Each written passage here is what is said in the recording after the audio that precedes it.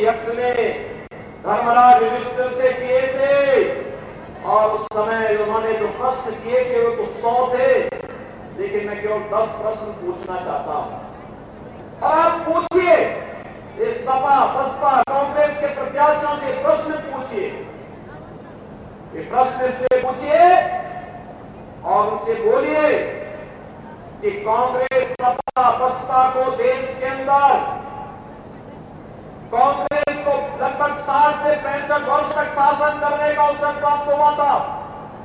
Samajwadi party और Bahujan Samajwadi party को प्रदेश के अंदर 3-3, 4-4 बार सत्ता में आने का अवसर प्राप्त हुआ था। इन्होंने प्रदेश और देश के सामने क्या समस्याएं खड़ी की थी, और इसीलिए मैं आपसे पूछता हूं कि देश के सामने पहचान का संकट करने का दोषी कौन है?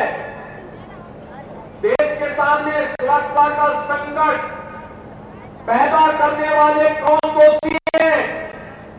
देश को विकास से वंचित करने के दोषी कौन? देश में भूखमरी से हुई मौतों का दोषी कौन? देश में अन्नदाता किसानों की मौत का जिम्मेदार कौन? जो आत्महत्या कांग्रेस की सरकार में अन्नदाता किसान करता था, इसका दोषी कौन है?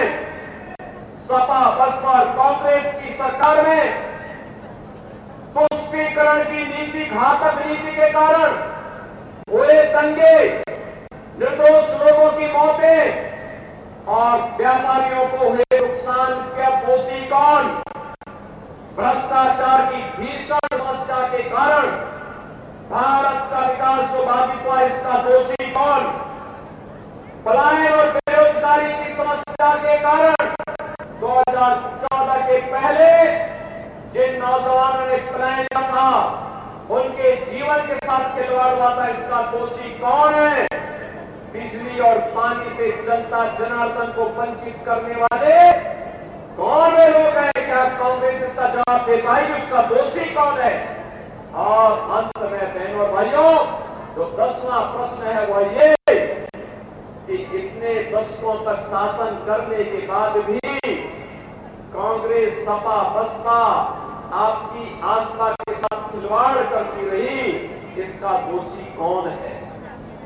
बहनों और भाइयों, ये वही कांग्रेस है, ये वही सपा है, ये वही बसपा है।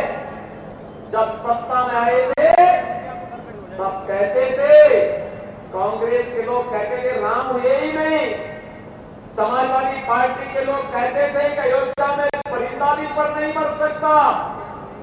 आखिर आज सत्ता से वंचित हुए, अब कैसे तड़प रहे हैं लोग?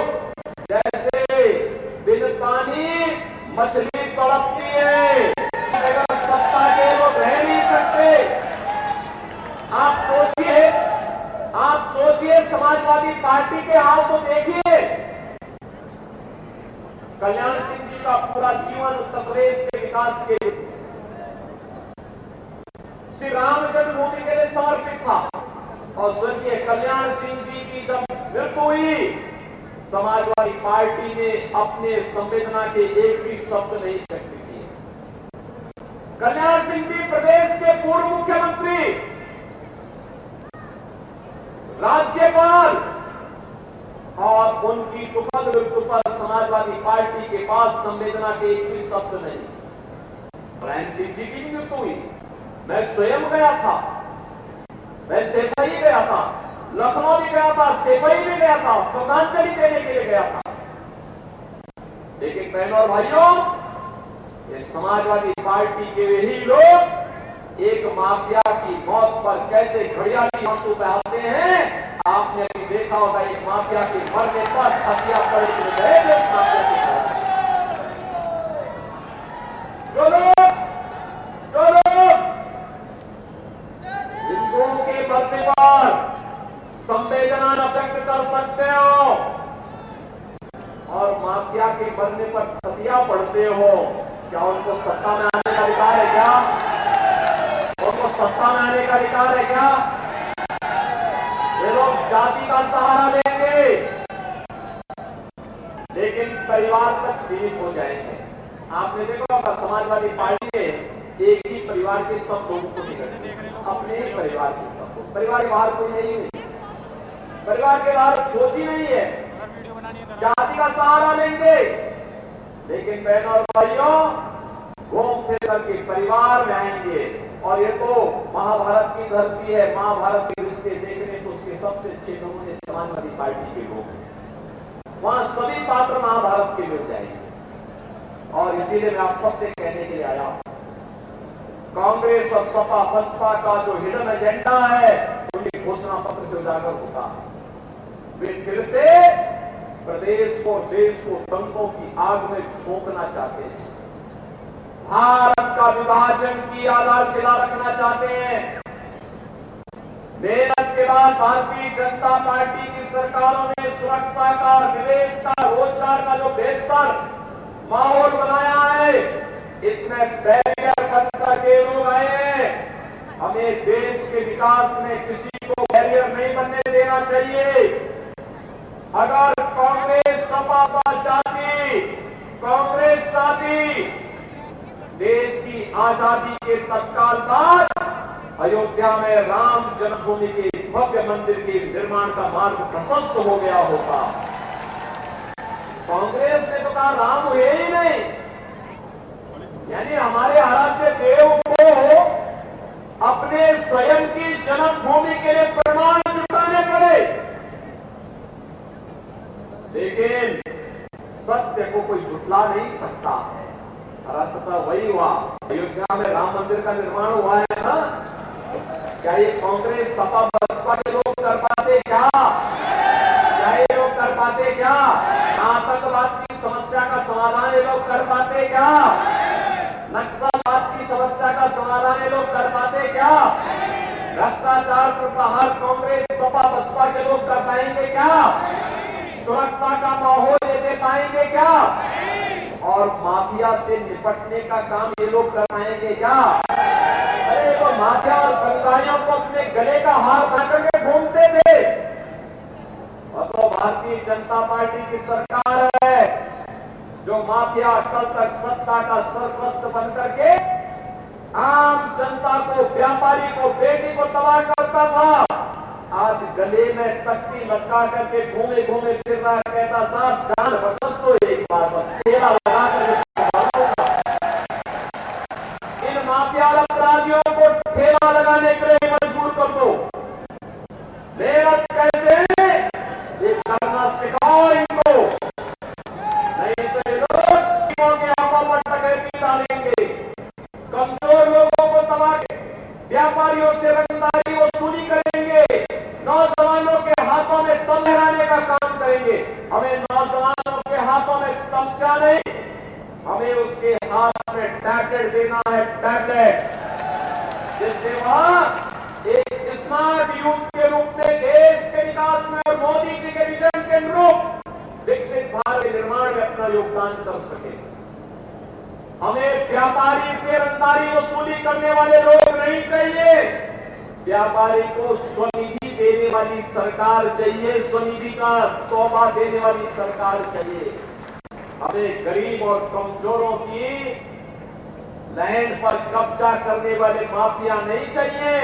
हमें तो उन्हें स्वामित्व योजना में मालिकाना अधिकार देने वाली सरकार चाहिए और ये काम केवल भाजपा कर सकती है। और इसी में आया हूं कि जाति के सौदागर परिवार जाति के नाम पर आएंगे, परिवार का पेट भरेंगे और बाद में जनता की अमानत पर, उनकी इज्जत पर भी हाथ डालने का काम करेंगे। इन लोगों को दोबारा सत्ता में आने का कोई अधिकार नहीं।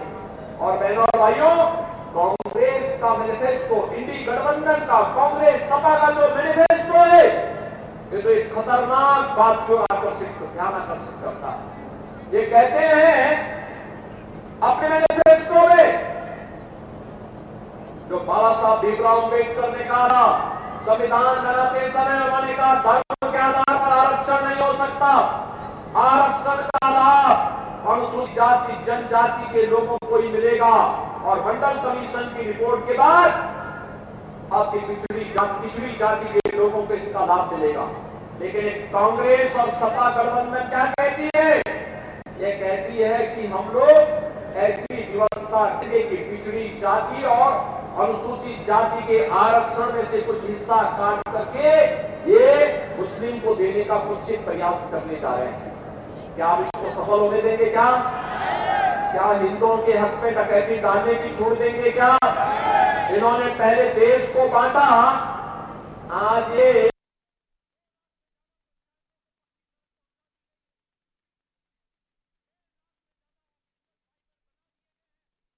10 साल पहले छोड़कर के मैदान चले गए थे। यहाँ से लोगों को कह दिया था कि मैं राजनीति नहीं करूंगा, मैं तो अपना कारोबार करूंगा, अपना व्यवसाय करूंगा। विभाजन करने के बाद आज इनकी दृष्टि आपकी संपत्ति पर आ गई। अभी कहते हैं हर भारतीय की संपत्ति का सर्वे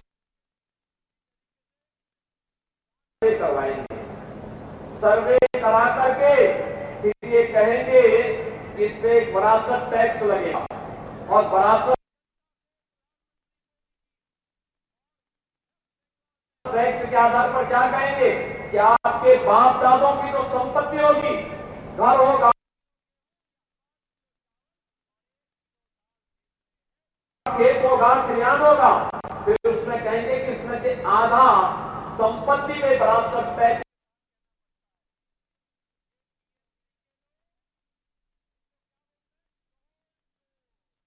सरकार ले रही है और समाजवादी पार्टी और कांग्रेस के गुंडे उस संपत्ति पर कब्जा कर जाएंगे। क्या आप इसको स्वीकार करेंगे? क्या इसकी मंशा स्वीकार होने देंगे? क्या? और इसीलिए बहनों और भाइयों, मैं आप सबके बीच में आया हूं आपसे अपील करने के लिए। मोदी जी ने देश को एक विजन दिया है, विकास का, सुरक्षा का, समृद्धि का और नए भारत का। आज दुनिया में सम्मान बढ़ा है, सुरक्षा का बेहतर माहौल हुआ है, आज भारत को दुनिया में कहीं ज्यादा सम्मान मिलता है। नौजवान आज एक सही राह पर आगे बढ़ रहा है। भारत को विकसित भारत के सपने को साकार करना है और विकसित भारत के उसी सपने को साकार करने के लिए आज मैं आपके पास आया हूं आंवला में।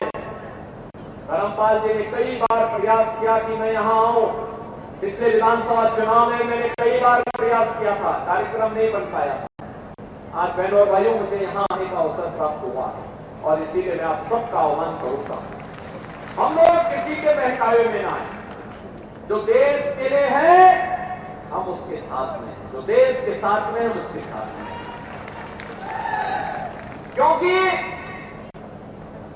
जीवन हमारा है, सुरक्षा भी आपकी है, देश भी आपका है।